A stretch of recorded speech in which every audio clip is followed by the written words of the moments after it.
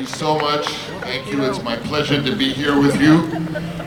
I would like to introduce to you, to my right, Mr. Dan Deacon, who is going to be providing some music for us. Hello.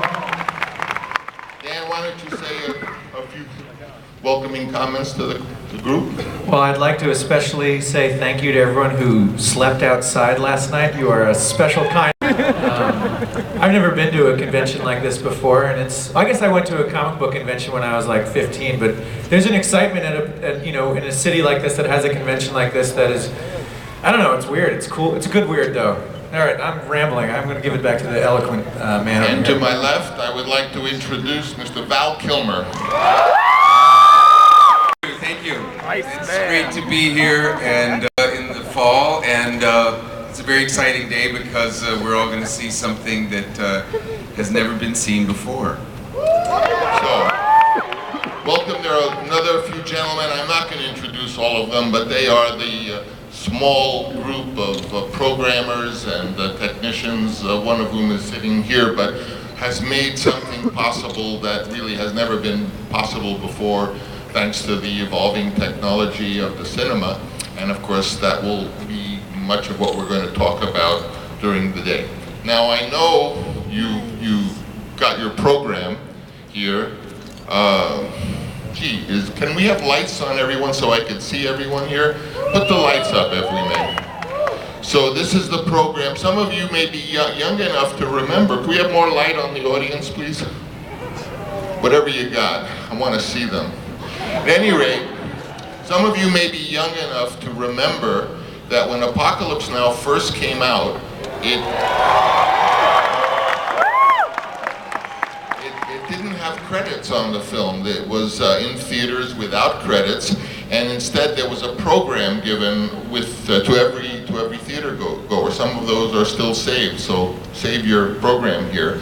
And in that tradition today, I wanted to make a little program that you could see, and basically what I wanted to talk about started about a year, or I guess 14 months ago in the exciting aftermath of Avatar. Many people asked me, I was at a film festival, and going to be the new exciting thing that cinema had to offer, and what did I think of that?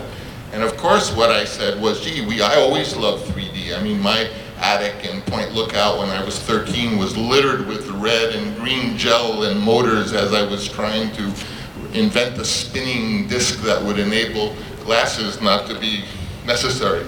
We were all excited in those days by a movie called Wanna Devil. And then there was a few films, then it sort of petered out, and then it revived again with the film House of Wax, I remember. And then there was another tradition of 3D, that was a good picture. And then even Hitchcock made a 3D film after that second excitement over the medium. I think it was called Dial M for Murder, although very few people ever saw it in 3D.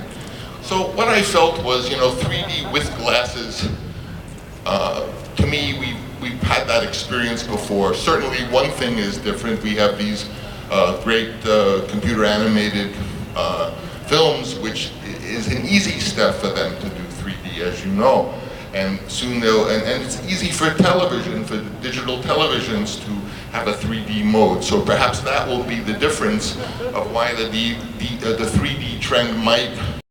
I don't like watching 3D with glasses. I enjoyed very much Avatar, but I confess that I took the glasses off during much of the movie.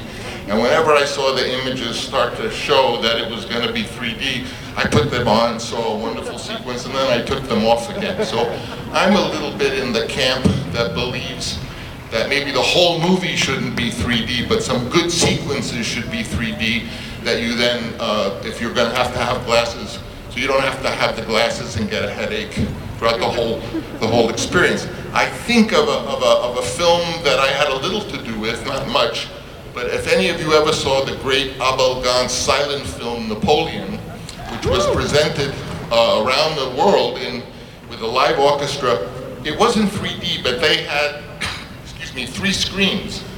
It was called Polyvision, and ultimately, I guess it was the germ of what became Cinerama. But in Napoleon, you saw the 3 screens there, but the movie was told in the center screen. And then every once in a while, at one moment, suddenly it opened onto 3 screens. It was such a thrilling moment.